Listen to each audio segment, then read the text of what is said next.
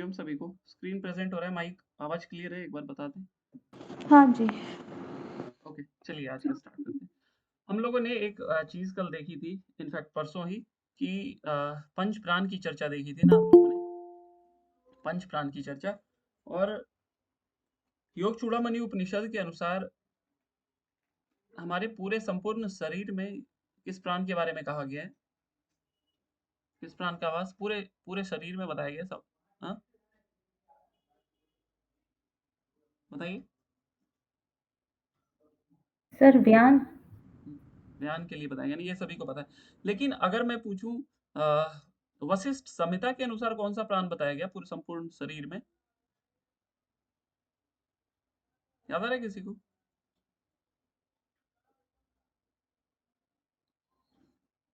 जितेंद्र जी, भावना जी, नहीं।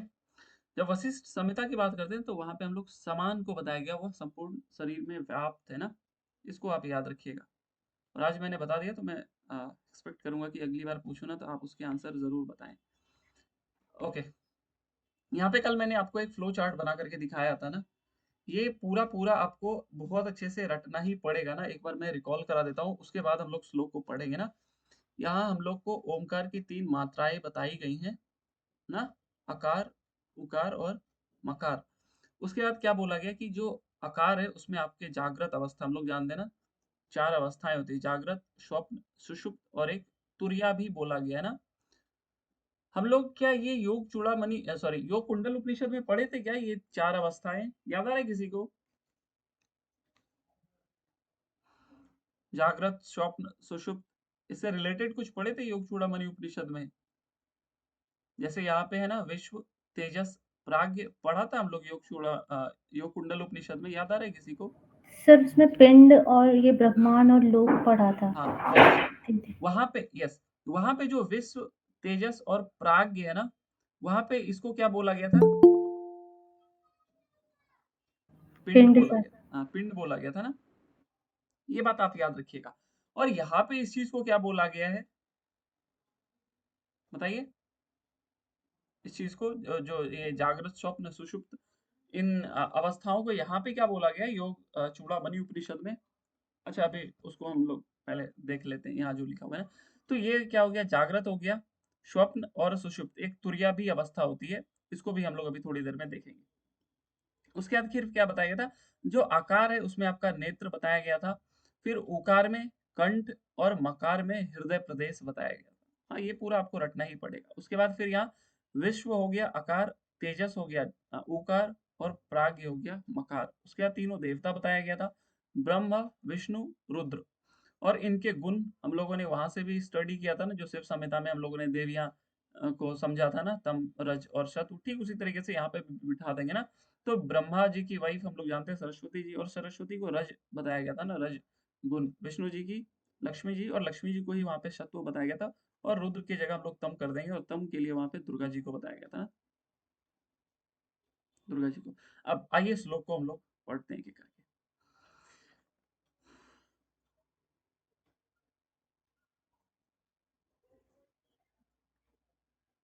अब यहाँ पे एक और चीज ध्यान दीजिएगा, तीनों अक्षर में ना, तीनों अक्षर में क्या बोला गया, तीनों वेद का भी लय होता है ना। तीनों वेद का भी लय होता है। ये कौन कौन से वेद होते हैं इसको हम लोग आने वाले में देखेंगे। फिलहाल के लिए अभी जो फ्लो चार्ट मैंने दिखाया ना, उसको आप धीरे धीरे याद कीजिएगा। अगर एक ही बार दे देंगे तो फिर बहुत डिफिकल्ट हो जाएगा। तो इन तीनों में ना, अकार, उकार और मकार में भी क्या बोल दिया गया, तीनों वेद हैं, तीनों लोक होते हैं। भू भुव स्व हम लोगों ने देख लिया वो, ये अभी देखेंगे। 3 गुण होते हैं, 17 स्तंभ, 3 अक्षर और 3 स्वर के रूप में क्या है, प्रणव ही क्या है, प्रकाशमान है। अब आकार समस्त जीवधारियों में जागृत अवस्था है, हम लोगों ने देख लिया अभी। जो नेत्रों में निवास करता है ना, नेत्र में, दूसरा है कंठ में, और तीसरा हृदय में देखा था ना अभी, तुरंत हृदय प्रदेश में। उसके बाद अगले ये जागृत अवस्था, ये सोते समय ना, इसको स्वप्न याद रखिएगा, स्वप्न। और तीसरा जो बोला गया ये सुषुप्ति अवस्था ना, न जब आप बहुत गहरी निद्रा में रहते हैं ना, न जब आपको आ, बाहर का कुछ भी पता चलता है ना, जब आप उठते कहते हैं बहुत अच्छी नींद आई ना, तो उस अवस्था को जब बोलते हैं, जब आप एकदम सब चीज से परे हो जाते हैं ना, इंद्रियातीत हो जाते हैं एक तरीके से, तो उसको सुषुप्ति अवस्था बोलते हैं। और इसका स्थान बताया गया है हृदय प्रदेश में। ये पूरा पूरा आपको रटना ही पड़ेगा ना। अब यहाँ से मैच द फॉलोइंग पहले बहुत आते थे, उसको आप ज़रूर याद रख लीजिएगा। और यहाँ पे इनको किसको, तेजस, प्राग्ञ, विश्व और आत्मा, इनको क्या बोला गया, पुरुष बोला गया ना। वहां पे पिंड बोला गया था ना, वहां पे पिंड बोला गया था। कहाँ पे, योग कुंडल उपनिषद में। और योग चूड़ामणि उपनिषद में इसको पुरुष बोल दिया गया। इसको भी आप याद रखिएगा। एक और चीज यहाँ पे जो बोली गई है, इसको भी आप ध्यान देंगे। एक क्या बोला गया, जो विश्व है ना, जो आकार है, जो जागृत अवस्था है, वो क्या है, स्थूल का नित्य भोग करता है। तो स्थूल का नित्य भोग जागृत अवस्था विश्व करता है, आकार करता है। तेजस का एकांत, तेजस क्या करता है, एकांत का भोग करता है। और प्राग्ञ जो है आनंद का भोग करता है। क्वेश्चन कैसे बनेगा, इस तरीके से क्वेश्चन देगा, आनंद का भोग कौन करता है ना, आनंद का, आनंद भोग कौन करता है ना, कौन करता है, वही दे देगा, जागृत, स्वप्न, सुषुप्त, या तेजस, प्राग्ञ, विश्व और आत्मा ना। सोचिए कितना डिफिकल्ट क्वेश्चन हो जाएगा। तो ये जरूर आप याद रखिएगा, जो मैंने अभी आपको बताई है बहुत इंपॉर्टेंट है ना। आप भी स्क्रीनशॉट इसका ले लीजिएगा, हाईलाइटेड किया हुआ है तो आपको ध्यान में रहेगा ना। तो ये विश्व किसका, स्थूल का करता है, तेजस एकांत का, और प्राज्ञ आनंद का। इसको आप ध्यान दीजिएगा। आगे चलते हैं हम लोग। अब यहाँ से फिर क्या बोला गया है कि यह स्थूल जो विराट शरीर है, आकार ही क्या है, सूक्ष्म तेजस्वी हिरण्य गर्भ के रूप, और ये है ना विराट विश्व आकार ही है। और फिर यहाँ से हिरण्य गर्भ को उकार बोला गया है, और मकार को प्राज्ञ बोला गया। या अव्याकृत है ना, अप्रकट है, अव्यक्त है, ऐसे करके आप इसको समझ सकते हैं।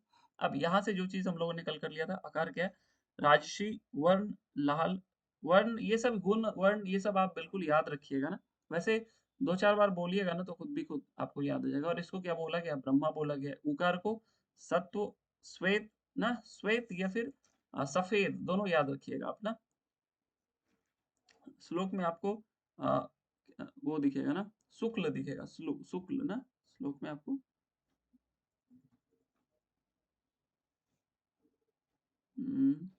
शुक्ल याद रखिए, शुक्ल भी याद रखिएगा और श्वेत भी याद रखिएगा ना, दोनों याद रखिएगा। अब ये विष्णु हो गए। फिर आगे मकार में क्या बोला गया, तमस है, कृष्ण है और रुद्र कहा गया है ना। तो ये याद रखिएगा, वहां सदाशिव और ईश्वर नहीं, वो रुद्र ही है ना। अब इसी तरीके से ब्रह्मा विष्णु रुद्र उत्पत्ति का कारण ओम कहा गया ना। बाकी ये सब हम लोग ने देख लिया था, यहाँ पे उतना कुछ इंपॉर्टेंट नहीं थी। आज हम लोग यहाँ से स्टार्ट करेंगे।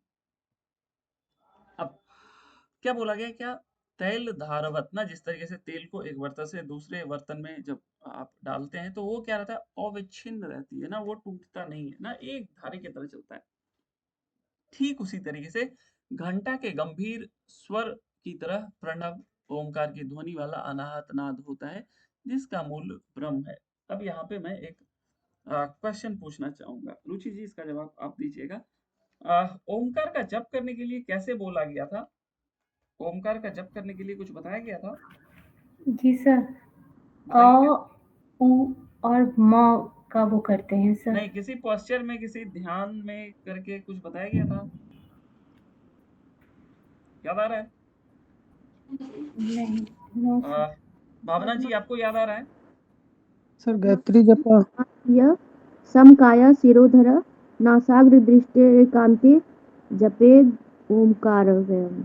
आसन कौन सा बोला गया था, पद्मासन है और सीधा करके पीठ को बैठना है, वही समकाया शिरोधर, हाँ तो नासाग्र दृष्टि रखना है। हाँ, एक याद रखिएगा, पहले आप पद्मासन लगाएंगे रुचि जी, और दूसरा नासाग्र दृष्टि।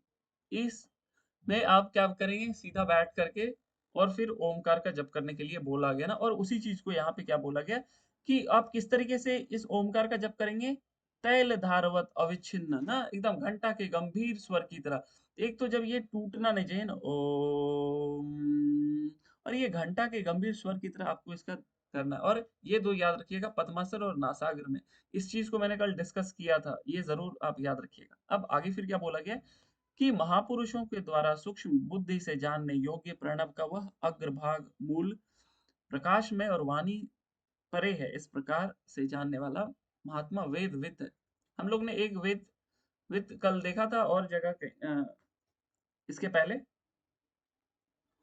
क्या था, याद आ रहा है किसी को। सर, जपा गायत्री में वेद वेत्ता। हाँ, वेद वेता था ना, मतलब वो क्या बोला गया था, जो जैसे मैंने आपको बताया कि जो योग करता है, जो योग सिखाता है, वो वेद वेता नहीं है। जिसने क्या कर लिया, योग कर लिया, मतलब जिसने अपने ईड़ा पिंगला को बैलेंस कर लिया, जिसने अपना प्राण का प्रवाह सुषुम्ना में कर लिया, उसको क्या बोला गया, योग वेता। और यहाँ पे वेदविद किसको बोला गया है? जो इस तरीके से ना ओम का उच्चारण करता है, इस तरीके से बैठ करके, और सूक्ष्म बुद्धि से, मतलब एक एक चीज को बहुत बारीकी से समझता है। जैसे अगर अ का ज्ञान है ना, तो उसको ये भी पता रहता है कि इसमें कौन से गुण है, या कौन सी अवस्था है, कहाँ उसका स्थान है ना। इस प्रकार से जो उस चीज को प्रकट करता है, उस योग प्रणव का जो उच्चारण करता है, उसको ही हम लोग वेद बोलते हैं। ये उतना इम्पोर्टेंट नहीं है। अभी हम लोग ने जो ऊपर डिस्कस किया ना, वो इम्पोर्टेंट था। अब यहाँ पे एक, यहाँ से क्वेश्चन कभी बना नहीं है, लेकिन संभावनाएं बहुत है। क्या बोला गया, इसको पढ़ते हैं। दोनों नेत्रों के बीच जागृत अवस्था में हंस ज्योति रहता है ना। जागृत अवस्था में पूछेगा, हंस का, हंस ज्योति कहाँ पे रहती है ना, तो नेत्रों के बीच, हृदय प्रदेश में, मूलाधार में।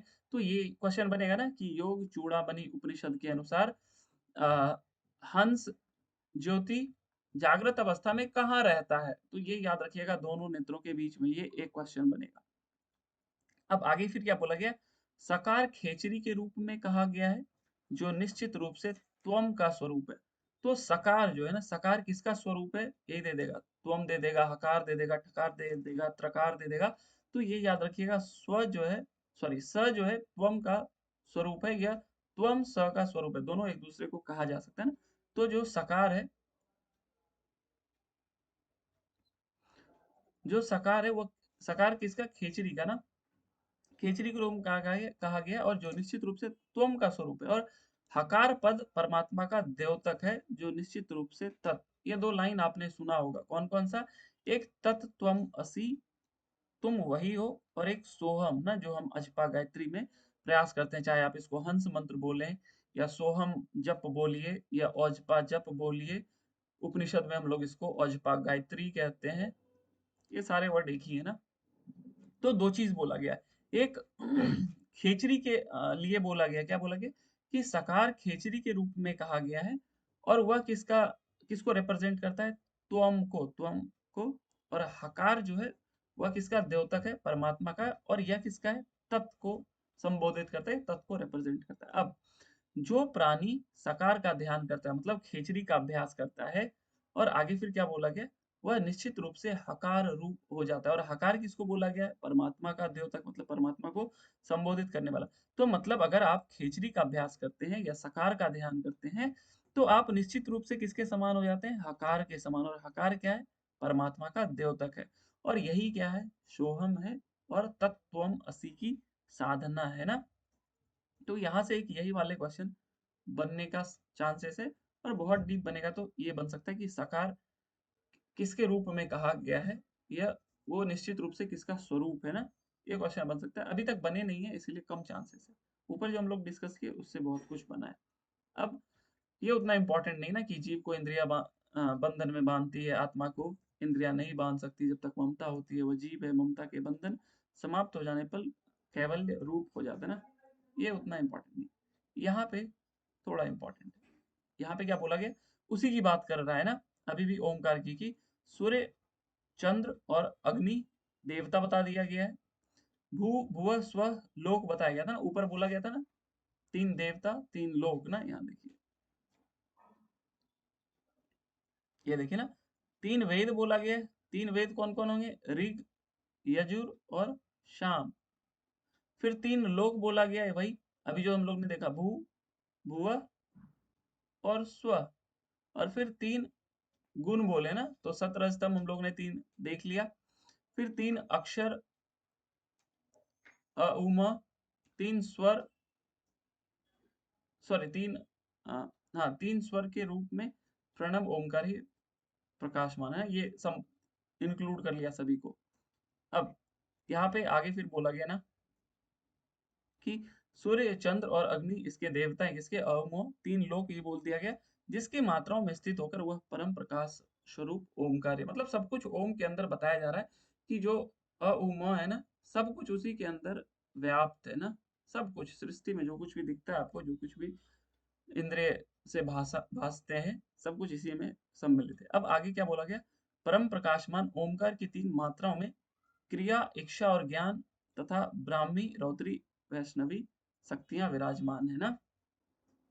अब देखिए 3 मात्राएं, इच्छा, क्रिया, ज्ञान हो गई ना। यहाँ पे क्वेश्चन बनेगा, इनमें से कौन 3 मात्राएं ओमकार के अंतर्गत नहीं आती ना। 3 मात्राएं ओमकार के अंतर्गत नहीं आती ना। और यही दे देगा ऑप्शन, क्रिया, इच्छा, ज्ञान। हाँ, क्रिया, इच्छा, ज्ञान और वाक भी दे देगा कंफ्यूज करने के लिए, जप भी दे देगा ऐसे करके ना। तो ये याद रखिएगा, ये भी बहुत इंपॉर्टेंट, और यहाँ से भी क्वेश्चन अभी बने नहीं है ना। संभावनाएं हैं योग चूड़ामणि उपनिषद से ऐसे ही क्वेश्चन बनेंगे। अब आगे फिर क्या बोला गया, 3 शक्तियां भी बोल दिया, ब्राह्मी, रौद्री और वैष्णवी। ये इन तीनों में से क्या किसी नाड़ी की पर्यायवाची कोई थी क्या पहले कभी, और कहाँ पढ़ी थी, किसी को याद आ रही है? नाड़ी जो लोग पढ़े होंगे, देखे होंगे, उनको थोड़ा बहुत तो याद भी आ रहा होगा, पर्यायवाची ध्यान दिया होगा आपने तो। सुषुम्ना के पर्यायवाची कौन सी है सुषुम्ना की? ब्राह्मी, रौद्री, वैष्णवी। ना ना ना ना। और किसी को याद आ रहा है कुछ? आज निवेदिता जी नहीं आई। जितेंद्र जी याद आ रहा है कुछ आपको?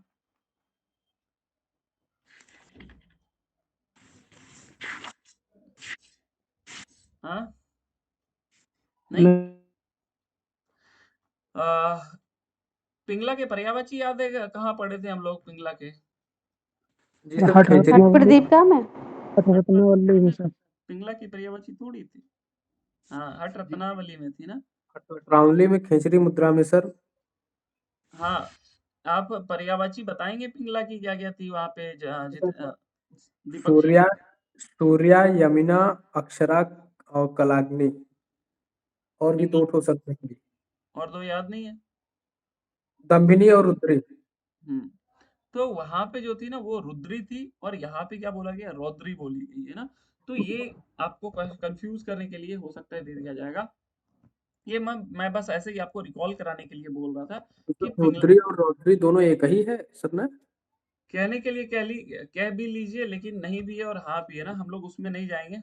लेकिन ये याद रखिएगा, यहाँ पे रौद्री बताई गई है और वहां पे रुद्री बताई गई है ना।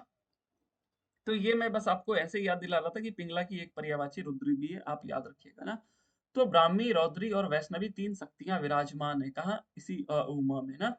अब आगे फिर क्या बोला गया है कि ये भी याद रखिएगा ना, ये 3 मात्राएं हैं ना, इच्छा, क्रिया और ज्ञान ना। जरूर याद रखिएगा, मैं पूछूंगा आपसे आगे। सदैव वाणी से उसका जप करें, शरीर में उसी के प्रति आचरण करना चाहिए, मन से उसी का जप करते हुए सभी परम प्रकाश रूप ओमकार में स्थित हो जाना। ओमकार का जप करने के लिए कह रहा है, बस ये इंपॉर्टेंट नहीं है।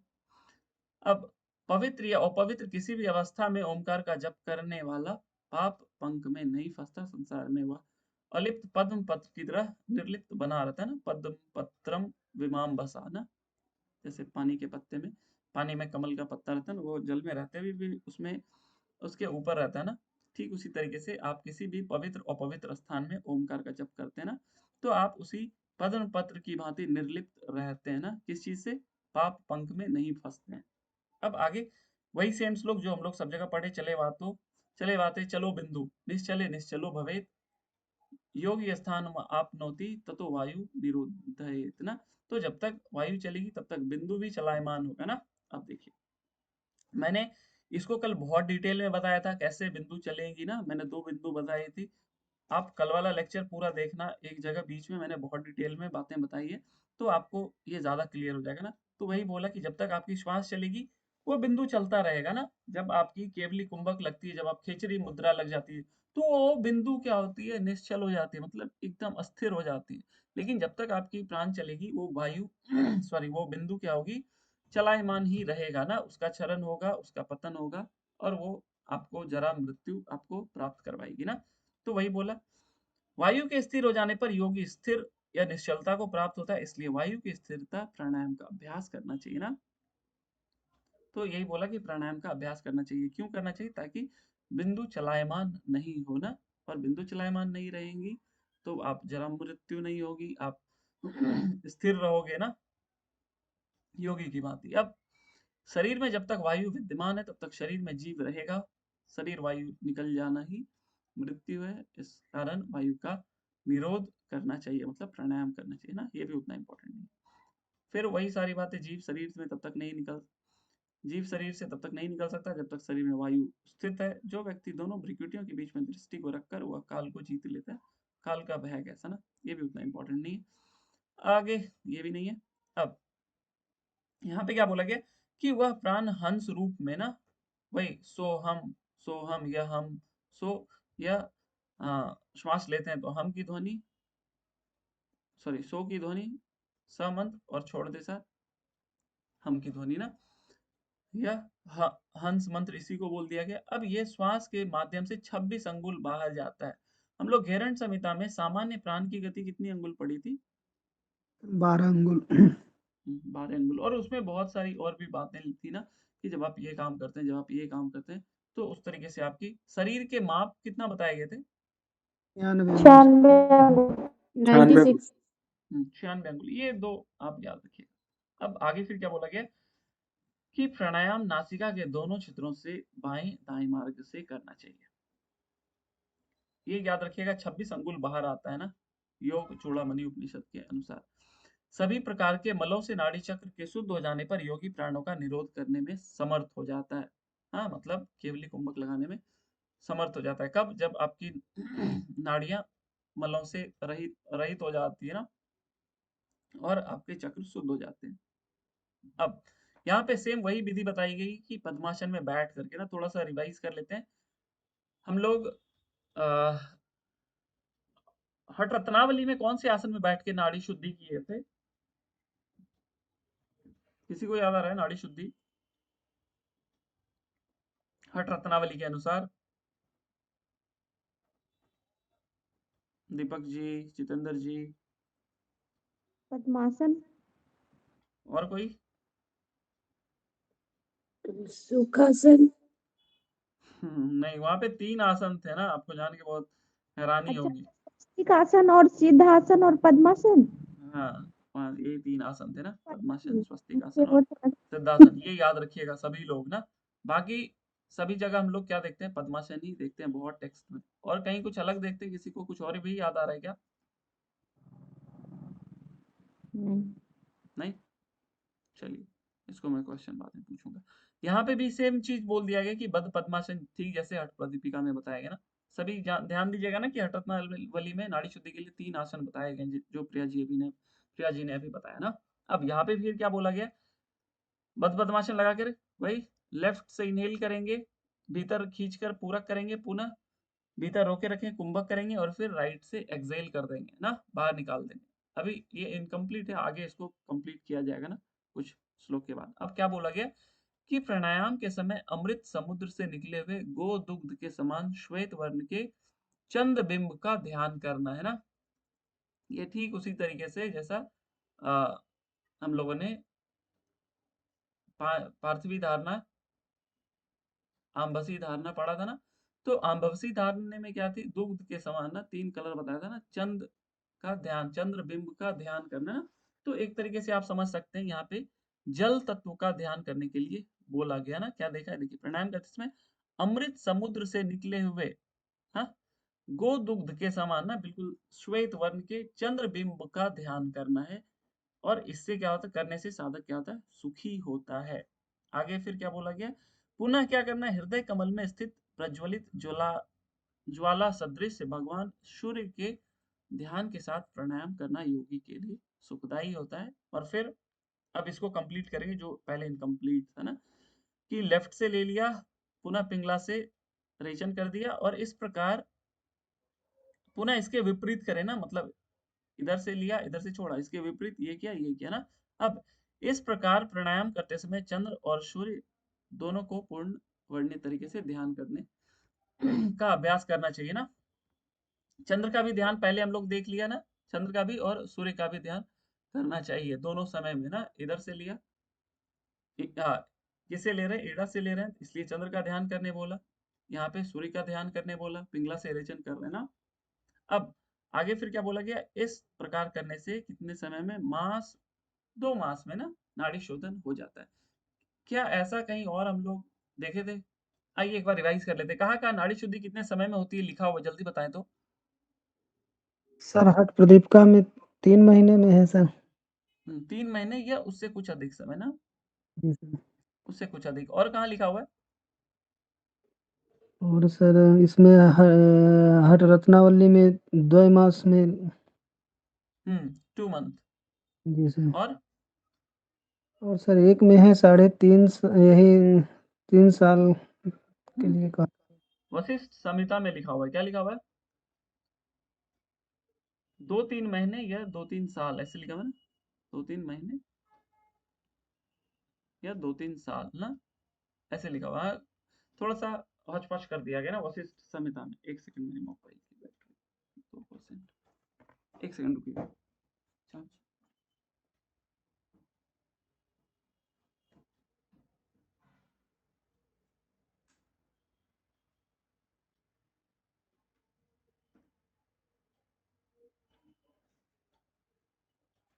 एक सेकंड।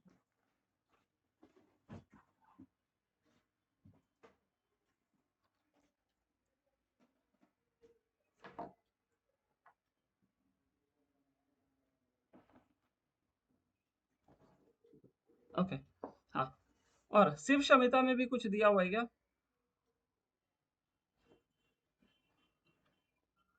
हाँ, जितेंद्र जी, प्रिया जी,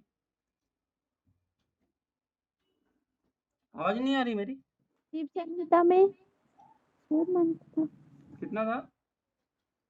6 मंथ था शायद। जितेंद्र जी, आपको याद नहीं आ रहा कुछ? नहीं आ रहा सर। तो ये आज का पहला होमवर्क है।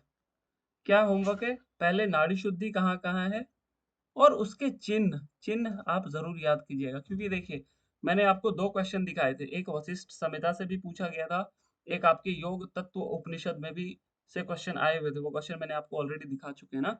तो कहाँ कहाँ नाड़ी शुद्धि होती है और कितने समय में होती है ना, कहाँ कहाँ नाड़ी शुद्धि बताइए। देखिए 3 क्वेश्चन इसी में हो गए। पहले आप चार्ट जैसे बनाएंगे ना, हाँ, यहाँ पे आप नाड़ी शुद्धि लिखिएगा।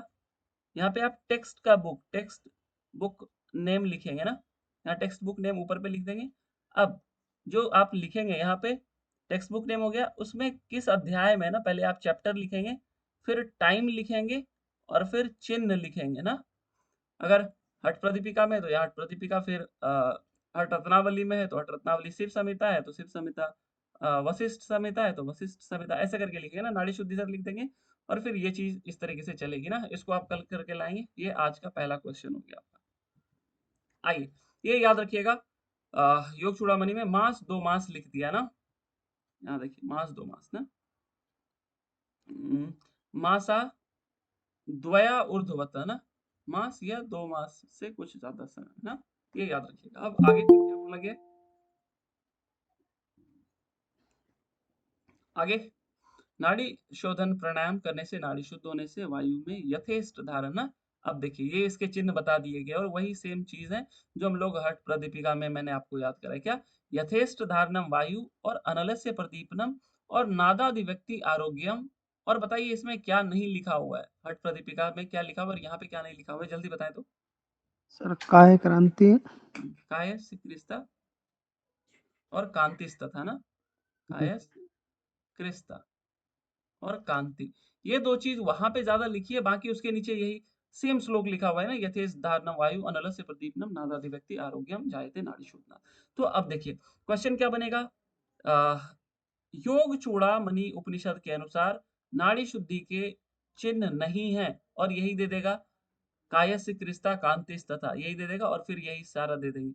या ये तो नहीं पूछेंगे नहीं है ना, क्योंकि ये भी चिन्ह है। पूछेगा कौन कौन से वहां पे बताए गए ना, तो फिर आप कंफ्यूज हो जाओगे कि कायस्य क्रिस्ता भी होता है, कांति भी होती है ना, लेकिन ये याद रखिएगा ये यहाँ पे नहीं बताया गया ना, ये जरूर ध्यान दीजिएगा आप लोग। अब आगे क्या बोला गया कि प्राणायाम के कुंभक की स्थिति से जब वायु भीतर रुकी रहती है, तब तक अपान वायु को भी रोक कर रखें। इस प्रकार हृदय आकाश में एक श्वास की मात्रा ऊपर और नीचे गमनशील होती है ना। यहाँ पे एक मात्रा करके बताया गया, लेकिन ये उतना इंपॉर्टेंट नहीं, ये ज्यादा इंपॉर्टेंट है। प्राणायाम के यहाँ पे कुछ कैटेगरी बताएं। क्या बोला गया? प्राणायाम की पूरक, कुंभक, रेचक, तीन क्रियाओं साक्षात प्रणव का ही स्वरूप है ना। अब इस चिंतन के साथ क्या करना है? द्वादश मात्रा युक्त प्राणायाम करना चाहिए। क्या हम लोग द्वादश मात्रा युक्त प्राणायाम कहीं और किए थे? याद आ रहा है किसी को? द्वादश मात्रा युक्त प्राणायाम किए थे कहीं पे हम लोग? एनीवन? जितेंद्र जी? घेरन घेरन संहिता में शायद हाँ, गिरंट संहिता में किए तो थे, लेकिन किस प्राणायाम के अंतर्गत किए थे, याद आ रहा है? सूर्य भेदी प्राणायाम से। हम्म। प्रिया जी, भावना जी, आप बताएंगे कुछ? भावना जी, प्रिया जी? सर द्वादश निदान था ना सर? अब आप यहाँ दर्शन भी घुसाइएगा। से बोध दर्शन, हाँ ठीक। ओके। गिरंट संहिता में जितेंद्र जी, हम लोग इसको कहाँ पढ़े थे? निगर्भ प्राणायाम ना। निगर्भ क्या था? अब ये पहले आप बता दें, किसका भाग था निगर्भ? सगर्भ निगर्भ सईद का भाग था ना। और यहाँ पे हम लोग क्या देखे थे कि ये जो निगर्भ था वो बिना बीज मंत्र के था ना, बिना बीज मंत्र के। हम लोग इसको 1 से लेके 100 तक प्रैक्टिस किए थे, और वहां पे ही बताया गया था, वो 3 कैटेगरी बताई गई थी ना। तो 12, 16, 20 जो बताया गया था ना, कि 12 मात्रा को अधम, 12, 16 और 20, इसको अधम बोल दिया गया, इसको मध्यम, इसको उच्च बोल गया था ना। और फिर यही चीज हम लोग एक और देखते हैं कहाँ पे? वशिष्ठ संहिता में भी ये चीज देखते हैं, 2 जगह देखिए। वशिष्ठ संहिता में जब आप देखेंगे, एक जगह नाड़ी शुद्धि के लिए भी बताया गया ना। अच्छा, एक चीज और, जनरली हम लोग अगर घेरन संहिता में जो रेशियो रहती है प्राणायाम की, पूरक, रेचक, कुंभक का, क्या रहता है? जो नॉर्मल रहता है ना सभी जगह, याद आ रहा है किसी को? 16 32 64 से 16, 16 32 64 32 1:4:2 ना, 1:4:2 ये रहता है in most of the text. और यही मैं बोल रहा था कि जब आप वशिष्ठ संहिता पढ़ेंगे तो वहां पे 2 जगह, दो बातें बताई गई। जब आप वो देखेंगे, देवियों का ध्यान करने ना, चक्रधारिणी, वो क्या क्या था बताइए जरा तो, याद आ रहा है किसी को? नहीं? सावित्री, चक्रधारिणी, नहीं याद आ रहा किसी को? चलिए, ये आज का दूसरा क्वेश्चन हो गया। एक तो मैंने पहले बताया, ये दूसरा क्वेश्चन हो गया प्राणायाम से रिलेटेड। आप क्या लिखेंगे? कहाँ कहाँ प्राणायाम, यही हो गया प्राणायाम, इधर लिख देंगे। और फिर आप यहाँ पे टेक्स्ट बुक का नाम लिखेंगे, यहाँ टेक्स्ट बुक नेम। और यहाँ पे चैप्टर चैप्टर जरूर लिखिएगा, क्योंकि देखिए क्वेश्चन आपसे जरूरी नहीं कि नीचे वाले बने, क्वेश्चन आपसे यही बनेंगे कि प्राणायाम का या नाड़ी शुद्धि की चर्चा किस अध्याय में, किस पटल में, या किस उपदेश में मिलती है ना। तो पहले आप चैप्टर लिखेंगे, उसके बाद प्राणायाम, कौन सा प्राणायाम बताया गया है, उसका रेशियो बताया है, और अगर कुछ स्पेशल लिखा है जैसे देवी का ध्यान करना ना, तो वो भी लिखिएगा आप। ठीक है, ये आज का दूसरा क्वेश्चन हो गया। एक आपकी नाड़ी शुद्धि हो गई, दूसरा प्राणायाम हो गया ना। तो इसमें ज्यादा आपको मेहनत नहीं करने की जरूरत नहीं पड़ेगी, जहां आपको नाड़ी शुद्धि दिखेगी उसके इर्द गिर्द ही आपको प्राणायाम भी दिख जाएगा ना, तो ये आप करके लाएंगे। अब यहाँ पे क्या बोला गया देखिए, वही सेम चीज जो हम लोग और जगह लगभग देखते हैं ना। यहाँ पे क्या बोला गया? द्वादश मात्रा का सामान्य कोटि बताया गया है, इससे दुगुना मात्रा का मध्यम स्तर, और उससे 3 गुना 36 मात्रा का प्राणायाम जो होता है वह उच्च कोटि का होता है। अब यहाँ पे जब आप रेशियो देखेंगे ना, तो 12, 16 और 20, यही है ना रेशियो। देखिए है ना, अलग पेन से इसको मैं हाईलाइट कर, ये देखिए ना। पूरक क्या बोला गया? द्वादश मात्रा, मतलब 12 मात्रा तक पूरक करेंगे। फिर कुंभक कितना? 16 मात्रा, तो 16 मात्रा कुंभक करेंगे। और रेचक के लिए 10 बोल दिया गया, सॉरी 10 हो गया ना, ये 10 हो गया। अब 10 आगे हो फिर गए। हाँ 10 होगा। अब इसी के बाद फिर क्या बोला गया कि इसका जो है द्वादश मात्रा, मतलब सबको डबल कर देंगे तो 24 फिर 32 और 20। 32 और 20। अब आगे फिर क्या बोला गया, इसकी 3 गुनी ना, इसका तिगुनी अर्थात 36 मात्रा। तो अब इसको ट्रिपल करेंगे ना, ऊपर वाले जो ऊपर वाली रेशियो है ना, तो 12 तिया 36, 16 तिया 48 और 10 चौक 40 ना। अब ये कौन होगी, प्रथम सामान्य ना, सामान्य में क्या होगा, पसीना चलेगा। जब आप इस ये वाला प्राणायाम करेंगे, ये वाला, तो आपको पसीना आएगा। दूसरे मध्यम, ये मध्यम हो गया, और इसमें क्या होता है, शरीर में कंपन होता है, ये हम लोगों ने पहले देखा है, कंपन होता है। और ये क्या है, उत्तम है ना, उत्तम।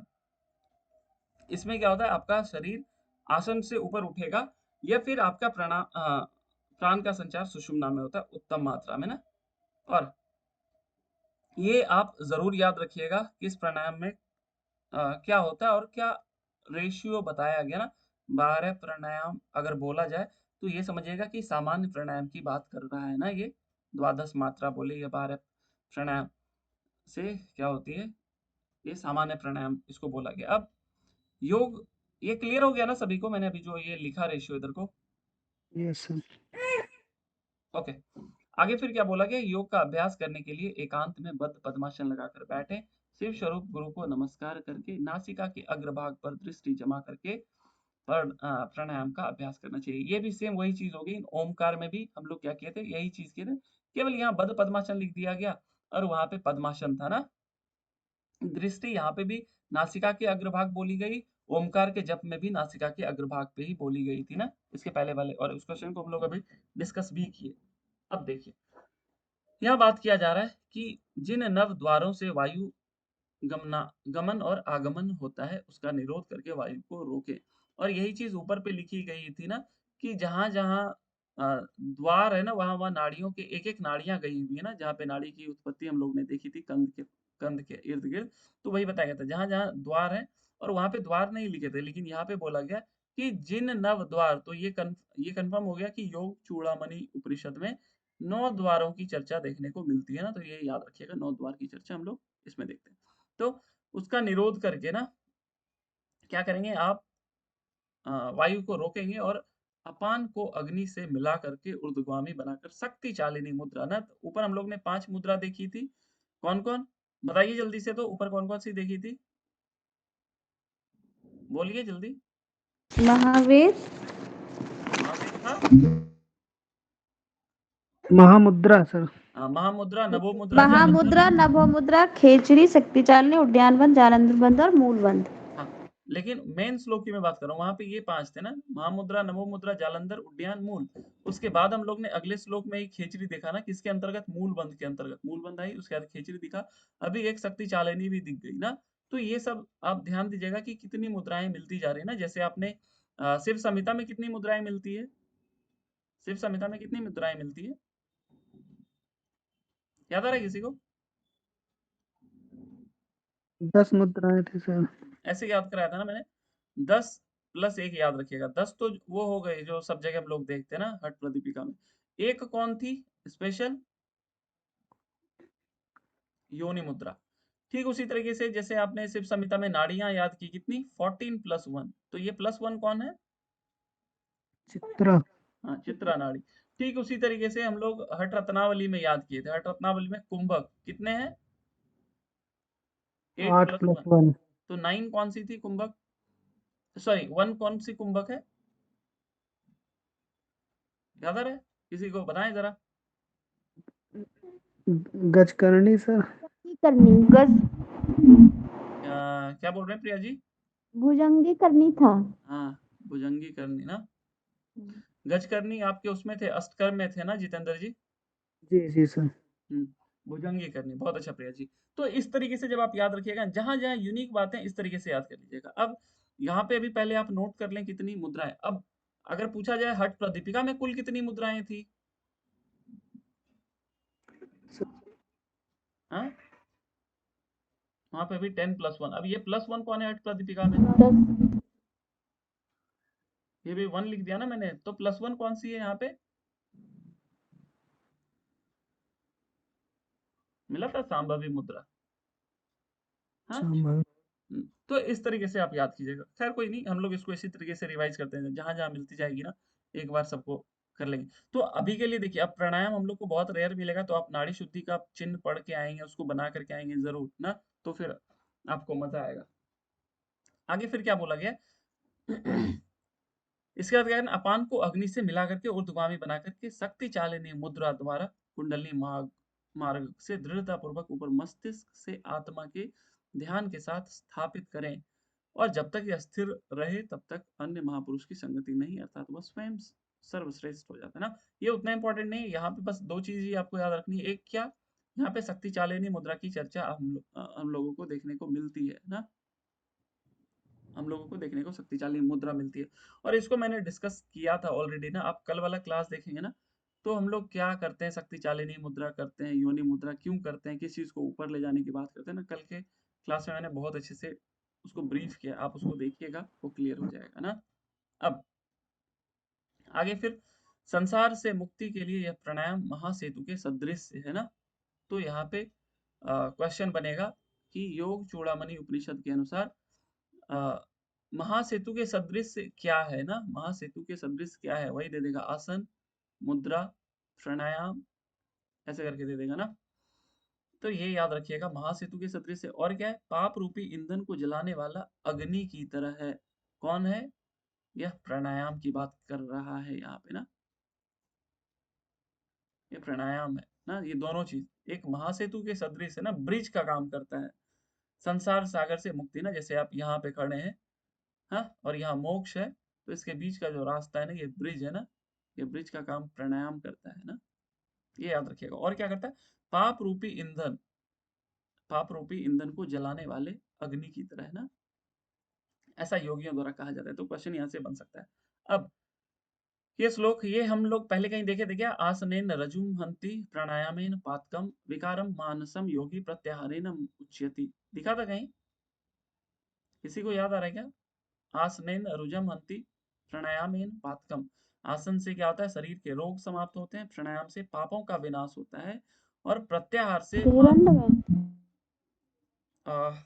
गिरंड में अगर बोल रहे हैं तो ये भी आपको बताना पड़ेगा कि गिरंड में कहाँ था ना, किसी को, जितेंद्र जी। सर शिव संहिता में अभी पढ़े थे सर। तो शिव संहिता में कहाँ पे, थोड़ा बहुत भी आप आइडिया है आपको,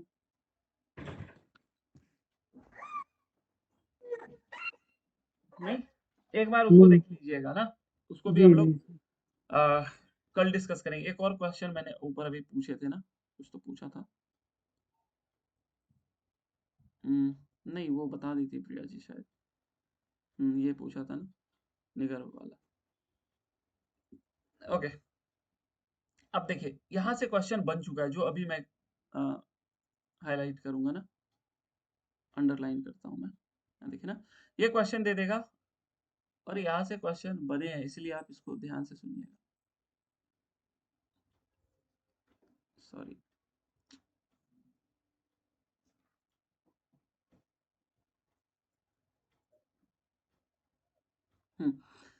क्या क्वेश्चन बना था यहाँ से, ये वाला लाइन दे दिया था,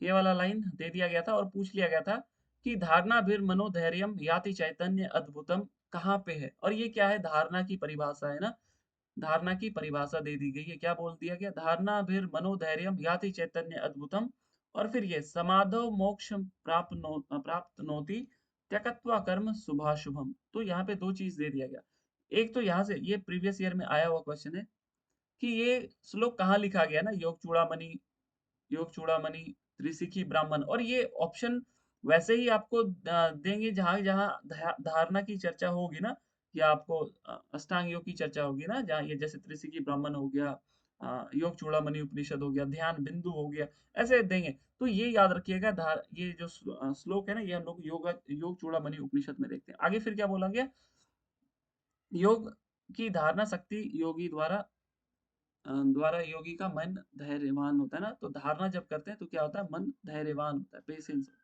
और फिर समाधि से क्या होती है कि सभी शुभ अशुभ कर्म समाप्त हो जाते हैं, और आपको मोक्ष मिल जाती है, मुक्ति की प्राप्ति हो जाती है। तो ये दोनों लाइन याद रखिएगा, और ये दोनों परिभाषा भी, जैसे हम लोग यम नियम, ये धारणा समाधि पहले कहाँ देखे थे? धारणा की चर्चा और कहाँ-कहाँ मिली थी हम लोगों को बताएं जरा तो। पढ़ना पड़ी थी। और सभी लोग बताएं कहाँ-कहाँ थी धारणा गैरंट संहिता के अलावा, और बताएं जल्दी जल्दी। जितेंद्र जी, भावना जी, कहाँ हैं सब लोग? प्रिया जी, मेरी आवाज नहीं आ रही है? जी आ रही सर। कट के तो नहीं आ रही है? ना ना नहीं आ रही। ओके, मैंने पूछा धारणा की चर्चा गैरंट संहिता के अलावा और कहाँ-कहाँ देखते हैं हम लोग? योग सूत्र। नहीं नहीं, जो पढ़े हैं केवल उसी को बताएं। सिद्ध सिद्धांत पद्धति में है सर। हाँ, एसएसपी में भी है। और वशिष्ठ संहिता में था क्या? वशिष्ठ संहिता में भी है। वशिष्ठ संहिता गोरक्ष संहिता में, उसमें भी है सर। उसमें भी है ना? इसमें है, इसमें भी है, हाँ, मतलब तो देखिए अब धारणा की चर्चा, धारणा की डेफिनेशन सब जगह कुछ ना कुछ लिखी हुई होगी ना, तो आप उसको जरूर देख लीजिएगा कहाँ पे क्या लिखा हुआ है। और अभी के लिए ये आप याद कर लें, ये 2 लाइन, धारणा भीर मनोधैर्यम याति चैतन्य अद्भुतम और समाधो मोक्षम प्राप्त नोति त्यक्त्वा कर्म शुभाशुभम, ये समाधि की हो गई और ये धारणा की परिभाषा हो गई योग चूड़ामणि उपनिषद के अनुसार। अब आगे बात करते हैं, वही सेम चीज जो हम लोगों ने गोरख संहिता में पढ़ी थी। 12 बार प्राणायाम करने से प्रत्याहार की स्थिति बनती है, 12 बार प्रत्याहार करने से धारणा की सिद्धि होती है, और 12 धारणा करने से ध्यान बनता है, और 12 बार ध्यान होने से समाधि की अवस्था प्राप्त होती है। ये सेम टू सेम श्लोक आपके गोरख संहिता जैसा है ना, पढ़ा होगा आपने वहां पे ना। अब ये रिलेशन दिख गया तो मैं थोड़ा सा मैं पूछ लेता हूँ, हम लोग को ऐसा रिलेशन और कहीं दिखा था क्या? किसी को याद आ रहा है? अदर देन, सर जप ध्यान तप हाँ गान। हाँ हाँ हाँ, क्या क्या था, किससे क्या क्या श्रेष्ठ था, एक बार बता दें सभी को जरा तो। जप से 8 गुना सर ध्यान था। प्रिया जी, आप बताएंगे कुछ? हाँ बोलिए बोलिए जितेंद्र जी। जी जप तप ध्यान, जप तप ध्यान ज्ञान गान से। ध्यान, थोड़ा सा गड़बड़ हो गया ना? ये था ना? जप हाँ, जप से 8 गुना श्रेष्ठ क्या है? ध्यान है ना? जी एंड ध्यान 8 गुना जप से श्रेष्ठ है ना, मतलब वही हुआ, ध्यान 8 गुना जप से श्रेष्ठ है, और तप 8 गुना श्रेष्ठ है ध्यान से, और गान 8 गुना श्रेष्ठ है ना, ये चीज ठीक है। जी सर। सर एक बार रिपीट कर दीजिए। अच्छा, ये हम लोग पढ़े कहाँ थे? सर घेरंड संहिता। हाँ, कल घेरन भ्रामरी प्राणायाम में। हाँ बढ़िया। देखिए जब दीपक जी, आप मिस नहीं किए घेरन संहिता, तो सब याद है आप जी सर, शिव संहिता पूछते हैं तो आप फंस जाते। बुद्ध दर्शन में चले जाते हैं ना जब आइए, कम से कम वीडियो देखा कीजिए। हाँ, ये हम लोग भ्रामरी प्राणायाम में पढ़ते हैं। पूजा जी, वहां पे लिखा हुआ है क्या? जप से 8 गुना श्रेष्ठ क्या है? ध्यान है, ध्यान से 8 गुना श्रेष्ठ तप है, और तप से 8 गुना श्रेष्ठ गान है। एक और चीज हम लोगों ने वहां पे देखी थी घेरन संहिता में, याद आ रहा है किसी को? जी सर, नाद से श्रेष्ठ कुछ नहीं। नहीं, सूक्ष्म ज्योति और ध्यान वाले में कुछ था? स्थूल ध्यान से ज्योति ध्यान 100 गुना श्रेष्ठ है, और ज्योति ध्यान से सूक्ष्म ध्यान 1,00,000 गुना श्रेष्ठ है। ये इससे 100 गुना श्रेष्ठ था, और यह इससे 1,00,000 गुना श्रेष्ठ था ना, 1,00,000 गुना। किससे? जप से, सॉरी, ज्योति ध्यान से सूक्ष्म ध्यान 1,00,000 गुना श्रेष्ठ था ना, ये भी आप याद रखिएगा। हम्म, आइए यहाँ पे पढ़ते हैं, आज इसको हम लोग खत्म कर लेंगे, ज्यादा बचा नहीं है, बस 2 पेज और। अब यहाँ पे क्या बोला गया कि समाधि की स्थिति ना, समाधि मिल गई 8 गुना ध्यान करने से, 8 बार ध्यान की स्थिति से, समाधि की स्थिति से साधक क्या था? परम प्रकाश स्वरूप अनंत विश्वोत्मुख अर्थात सर्वत्र संभाव प्राप्त कर लेता है, और फिर इस स्थिति में प्राप्त होने पर ना तो कुछ शेष रहता है, ना किए हुए कर्म मनुष्य को बंधन में डालते हैं ना, और इससे आवागमन से छुटकारा मिल जाता है ना, वो जन्म मृत्यु से आप परे हो जाते हैं। तो ये थी हमारी पूरी षडांग योग की चर्चा। अब थोड़ा बहुत और कुछ लिखा हुआ है उसको केवल पढ़ लेते हैं। और ये वही है सन्मुखी मुद्रा ना। अब देखिए एक और मिल गई है आपको। पहले था महामुद्रा, नभो मुद्रा, मूल उड्डयन सॉरी उड्डयन बंद, जालंधर बंद, मूल बंद, फिर खेचरी, फिर शक्ति चालिनी, अब सन्मुखी मुद्रा मिल गई ना। अब यहाँ पे क्या बोला गया, दोनों पैर की एड़ियों को मेड अर्थात सीवनीय स्थान में लगाएंगे। आसन से दृढ़ता पूर्वक बैठकर आंख, कान, नाक उंगलियों से बंद कर लें, मुख को वायु खींचे और पुनः नीचे से अपान वायु को ऊर्ध्वगामी बनाए, मतलब मूल बंद लगाएं। और फिर दोनों वायुओं को हृदय प्रदेश में रोके, मतलब एक तरीके से आप श्वास लेकर के पूरा करके कुंभक लगा लिए, फिर नीचे से मूल बंद लगा रहे हैं और फिर हृदय प्रदेश में दोनों को रोके, पुनः ऊर्ध्वगामी बनाकर मस्तिष्क में स्थिर करके मन को उसी में लगाएं। इस क्रिया को योगिया को विशेष समत्व भाव प्राप्त होता है। अब आपसे क्वेश्चन दो तरीके से बनेगा। योग चूड़ामणि उपनिषद के अनुसार सन्मुखी मुद्रा से क्या प्राप्त होता है, ये याद रखिएगा, समत्व भाव ना, समत्व भाव प्राप्त होता है, ये जरूर याद रखिएगा। अब ऊपर और नीचे दोनों ओर से गतिशील वायु जब आकाश मंडल हृदय प्रदेश में स्थिर होती है ना, ऊपर और नीचे दोनों, मतलब एक प्राण हो गया और ये अपान हो गया ना, तो प्राण और अपान दोनों ओर से गतिशील वायु जब आकाश मंडल में हृदय प्रदेश में स्थिर होती है ना, जब मिलते हैं, तब साधक को महान ध्वनि सुनाई पड़ती है, घंटा आदि वाद्यों की तरह ध्वनि सुनाई पड़ती है तथा नाद योग की सिद्धि भी होती है। मतलब प्राण और अपान के एक होने से नाद की भी अनुभूति होती है ना, ये यहाँ पे लिख दिया है, क्लियर है ना सभी को। अब आगे, विधिवत प्राणायाम के अभ्यास से सभी प्रकार के रोगों से मुक्ति मिलती है ना।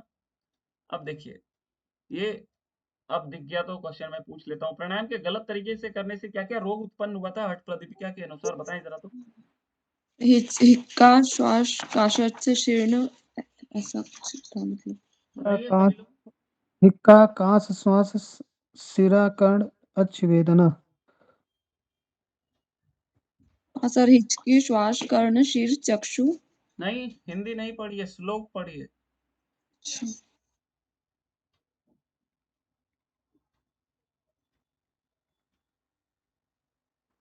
क्या जितेंद्र जी, गड़बड़ हो गया आपका क्या? काशश्च काशश्च सही तो बताया, हिक्का, वेद काश, श्वास, सिरा, कर्ण, अच्छ वेदना। भवन्ति विविधा रोगाः पवनस्य प्रकोपतः। और ये देखिए 2 बार आ चुका है ना। अब यहाँ पे थोड़ा सा अंतर दे दिया। क्या दे दिया, यहाँ देखिए, क्या ये श्लोक हम लोग वहां पे सेम देखते हैं क्या हठ प्रदीपिका में? हठ प्रदीपिका में देखिए, ये ना, ये है ना हिक्का, यहाँ देखिए ना, ये हिक्का, हिक्का श्वासश्च काशश्च सिरः कर्णाक्षी वेदना ना। हठ प्रदीपिका में क्या है, ये है, श्वास पहले दे दिया ना, इसको आप जा करके देखिएगा तो समझ में आएगा।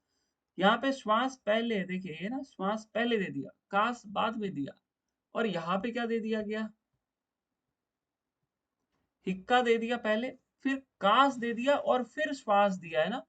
तो अब देखिए यही क्वेश्चन पूछ देगा योग चूड़ामणि उपनिषद के अनुसार। अब जो लोग रट लिए होंगे इसके सीक्वेंस तो मात खा जाएंगे, और जिन्होंने आज की क्लास नहीं अटेंड की वो पक्का हठ प्रदीपिका वाला ही लगाएंगे अगर उन्होंने वीडियो नहीं देखा तो। इसलिए मैं बोलता हूँ क्लास मिस हो तो वीडियो जरूर देख लिया कीजिएगा ना। सेम श्लोक है, किसी को याद आ रहा है? मैं आपको एक बार प्रेजेंट करके दिखा दूं। जी सर, उसमें यही है, हिक्का श्वासस्य काशस्य शिरः कर्ण शीर वेदना, मतलब ये श्वा और का फेर बदल आगे पीछे। हाँ, तो ये आपको पता भी होना चाहिए ना कि हठ प्रदीपिका जी वर्सेस योग चूड़ामणि उपनिषद ना। क्लियर है जितेंद्र जी आपको? जी सर, जी सर। वहाँ हिक्का श्वासस्य और यहाँ हिक्का काशस्य है ना। अब वही सेम श्लोक, जिस तरीके से यथा सिंहो गजो व्याघ्रो भवे वे शनै शनै ना, जिस तरीके से आप आधे सिंह व्याघ्र को धीरे धीरे क्या करते हैं, वश में करते हैं, ठीक उसी तरीके से प्राणवायु को भी धीरे धीरे आपको वश में करना चाहिए ना। फिर समुचित तरीके से प्राणवायु को खींचे, समुचित तरीके से रोकें, बाहर निकालें, कुंभक करें, मतलब वही बोल रहे हैं, पूरक रेचक कुंभक करें। फिर आंख आदि इंद्रियां अपने अपने विषयों की ओर भागती, वहां से रोकना। प्रत्याहार का है ना, प्रत्याहार का देखिए एक यहाँ पे डेफिनेशन बोल दिया गया ना, हम लोग प्रत्याहार के लिए क्या पढ़े थे घेरंड संहिता में, याद आ रहा है किसी को? सर इंद्रियों का संयम। इंद्रियों का निग्रह इंद्रियों का निग्रह था सर, नहीं, संयम। इंद्रियों के स्थान से उसको हटाना ना। हम्म, और इंद्रियां कौन कौन सी? वही आपकी पंच कर्म ज्ञान इंद्रियां की बात की गई थी ना, ज्ञान इंद्रियां की बात की गई थी कि वहां पर से आप अपने, और मैंने आपको जो बुक दिखाया था, बोला था ना इसमें 2 श्लोक मिसिंग है, फिर मैंने आपको अलग बुक से दिखाया था। तो देखिए वहां पे टोटल 7 श्लोक थे प्रत्याहार के चैप्टर में ना, और 7 श्लोक जो लिखा हुआ था जिसमें कि 5 आपके उसी से थे ना, आंख कान नाक जीभ त्वचा से लिखा हुआ था। और वही सेम चीज यहाँ पे बोल दिया गया जो आप घेरंड संहिता में पढ़े थे। क्या? आंख आदि इंद्रियां, मतलब आंख कान नाक जीभ त्वचा, तो आंख आदि इंद्रियां अपने अपने विषय की ओर भागती है, उनको वहां से रोकना प्रत्याहार कहलाता है। यही चीज घेरंड संहिता में भी हम लोग सेम पढ़ते हैं ना। अब जैसे जैसे तृतीय सायंकाल हो जाता है वैसे ही सूर्य अपने प्रकाश को समेटता है और सायंकाल को पूरी तरह समेट लेता है। ठीक उसी प्रकार योगी अपनी साधना का स्तर बढ़ाते हुए 3 अवस्था 3 गुण 3 शरीर से आगे बढ़ते हुए जब अपने तृतीयांग उच्च योग के तृतीयांग समाधि में स्थित हो जाता है तो वह अपने मन के समस्त विकारों का समन कर लेता है। यही उपनिषद रहस्य विद्या है ना। तो आज ये उपनिषद हम लोगों ने खत्म कर ली। 2 क्वेश्चन मैंने आपको बोला, एक नाड़ी शुद्धि एक प्राणायाम ना। अब आइए कल 2 क्वेश्चन जो मैंने दिए थे आपको। अ, आप जितेंद्र जी मुझे आप नाड़ी के स्थान वाला बता दीजिएगा, और भावना जी आप खेचरी वाला बताइएगा, और किसी और ने किया है इन दोनों के अलावा? नाड़ी कितने नाड़ी कहाँ है ये बोले थे ना कल। और कुछ बोला था मैंने प्रिया जी, क्या याद आ रहा है कुछ आप? एक खेचरी और एक महामुद्रा। हाँ, आपने कौन सा किया है? मैं नाड़ी वाला की और खेचरी वाला भी की थी। खिचड़ी वाला किए थे आप? बताइए खिचड़ी की चर्चा कहाँ कहाँ है? खेचरी का चर्चा हठ पर दीपिका में है, हठ रत्नावली में है। कहाँ पे है हट प्रदीपिका हट रत्नावली में? अच्छा वो अध्याय हाँ हाँ, बाकी दूसरा किसी ने अध्याय लिखे हैं नहीं लिखे हैं? सर लिखे। मैंने लिखा है सर। सर हट प्रदीपिका तीसरे अध्याय के 21वां श्लोक है हठ पर सर। दीपिका में है तृतीय अध्याय में, और हठ रत्नावली में है द्वितीय अध्याय में, शिव संहिता में है चतुर्थ पटल में, और घेरंड संहिता में है प्रथम अध्याय में शोधन में, और वशिष्ठ संहिता में द्वितीय अध्याय में है, गोरक्ष संहिता में प्रथम शतक में है, इसमें नभो मुद्रा भी कहा गया है इसको। घेरंड संहिता में ना एक्चुअली देखिए मैंने क्या पूछा था आपसे, खेचरी की चर्चा ना, वहां पे घेरंड संहिता में खेचरी सिद्धि भले बताई गई है। किससे बताई गई है? नेति से बताई गई ना। लेकिन मैं आपको, ये तो आपको याद ही रखना ना, ये इसमें नहीं तीसरे लिखेंगे। अध्याय में हाँ, तीसरे अध्याय में थी सर खेचरी मुद्रा। 3rd चैप्टर में है। अब देखिए ये तो आपने लिख लिए, एक वसी ये छूट गया यहाँ बीच में, कुछ क्या कुछ और बोला था ना इन्होंने, भावना जी? घेरंड संहिता के बाद क्या बोला था आपने? शिव संहिता सर। वशिष्ठ संहिता अच्छा शिव संहिता तो हो गया। हाँ हाँ, वशिष्ठ संहिता। अब देखिए जो लोग आज नहीं कल का लेक्चर अटेंड नहीं किए थे ना, जैसे आज मैंने आपको 2 क्वेश्चन दिए, वो 2 क्वेश्चन आप करके लाएंगे ठीक इसी तरीके से। अब देखिए यहाँ पे ये तो आपने चैप्टर याद कर लिए सभी। अब यहाँ पे क्या क्या इसके लाभ बताए गए ना, वो 2, एक तो मैंने आपको बताया था ना कि कर्मों में लिप्त नहीं होते ना, ना कर्म लिप्यते, ना कर्मों में लिप्त नहीं होते, और ये खेचरी का सब जगह आपको देखने को मिला होगा। उसके अलावा भी बहुत सारी बातें लिखी जाती है ना, कहीं कहीं उससे सिद्धि भी मिलती है, वो भी आपने लिखा होगा। तो आप उसके लाभ को इसी तरीके से लिख करके आएंगे, और जो लोग आज लिख करके लाए ना उसको आप नोट्स को ग्रुप पे भेज दीजिएगा ताकि बच्चे लोग भी लिख लें। और ये मैं हर दिन, ये मैं 15 दिन करूंगा ना, अगर मैं देखूंगा बच्चे इंटरेस्ट नहीं ले रहे हैं तो फिर मैं ये सिलेक्टेड लोगों को ही ये चीज करने के लिए बोलूंगा ना।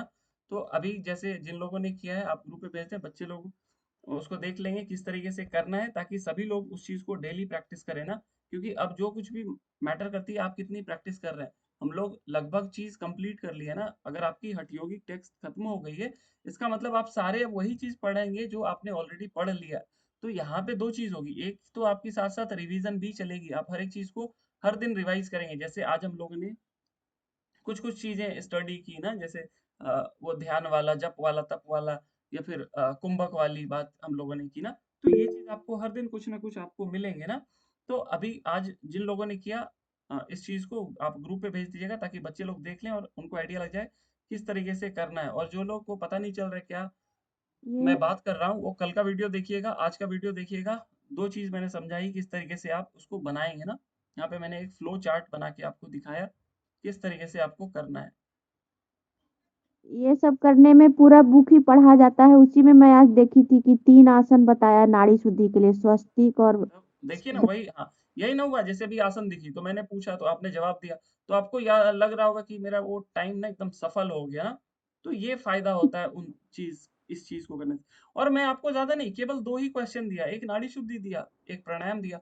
आप यही 2 टॉपिक को केवल सारे टेक्स्ट से कवर अप करेंगे, और यही नाड़ी शुद्धि जब आपको आगे दिखेगी किसी और योग उपनिषद में या प्राणायाम दिखेगी, तो आपका पहले से वो चीज किया हुआ रहेगा, तो आपको केवल उसमें ऐड ऑन करने जाना होगा, और वो आप बार बार रिवाइज भी कर लेंगे। और net is all about revision ना, आप कितने अच्छे से रिवाइज कर रहे हैं, कॉन्सेप्ट्स को कितने अच्छे से आप रिलेट कर रहे हैं ना, बस इसी पे आपका रिजल्ट डिपेंड करता है।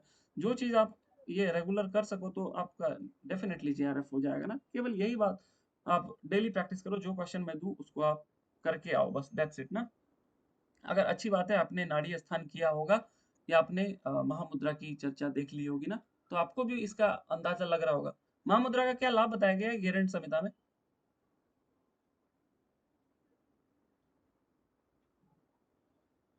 क्या था किसी को महामुद्रा का लाभ? जो लोग करके आए ना वो अपना नोट्स भी देख सकते हैं ना।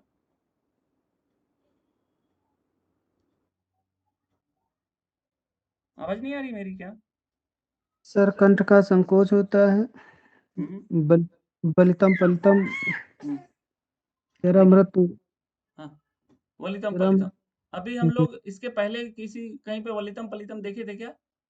खेचरी मुद्रा में सर किस देखे बुक थे। में? सर इसी योग कुंडल उपनिषद। योग कुंडल में देखे थे। देखिए, अब बहुत लोग को याद भी नहीं होगा ना कि योग कुंडल में ऐसा कुछ था भी क्या। और मैंने आपको दिखाया भी था कि देखिए ये योग कुंडल में ही ऐसा लिखा हुआ है, और कहीं हम लोग वलितम पलितम नहीं देखते हैं ना। वलितम पलि खेचरी में खेचरी का बहुत लाभ है, लेकिन वलितम पलितम नहीं गया, इसलिए ये क्वेश्चन अभी मैंने पूछा। तो अगर देखिए गेरंड संहिता की बात करेंगे तब आप महामुद्रा के साथ आप कौन एक और मुद्रा है बताइए जल्दी। वलितम पलितम और कहाँ है गेरंड संहिता में महाबल महामुद्रा के अलावा? याद आ रहा है किसी को? सर विपरीत करनी में सर, की में नहीं, है, विपरीत करने में नहीं है। मांडुकी में मंडूकी है, मोती, महावेद में। नहीं, मांडुकी में है ना, मांडुकी में। तो मांडुकी और महामुद्रा हो गए गेरंड संहिता में। हठ प्रदीपिका की बात करेंगे तब विपरीत करनी महावेद। हाँ, विपरीत करनी और महावेद। और योग कुंडल उपनिषद की बात करेंगे तब खेचरी में वलितम पलितम ना। तो इस तरीके से आप याद करते जाइएगा, इसलिए मैंने आपको वो 2-3 टास्क दिए थे। आज मैं आपको नाड़ी शुद्धि के चिन्ह दे रहा हूँ, और प्राणायाम के लिए क्या रेशियो बताया गया किस टेक्स्ट में, जितने हम लोग ने पढ़े हैं सबको आप लिख करके बना करके फ्लो चार्ट लाएंगे ना। आज के लिए हम लोग इतना ही रखते हैं। हरिओम सभी को। हरिओम हरि सर। हरिओम सर। हरिओम।